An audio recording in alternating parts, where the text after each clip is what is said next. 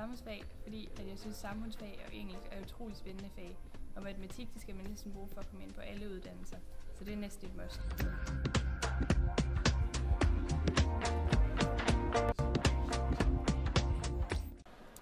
Dengang jeg skulle til at starte på studieretningen, der tænkte jeg, at jamen, den her samfundsfagslinje, det er noget for en masse små politikere osv. Lidt ligesom mig selv, som jeg var dengang og stadig er i dag. Men det var det slet ikke, og der er en masse forskellige slags.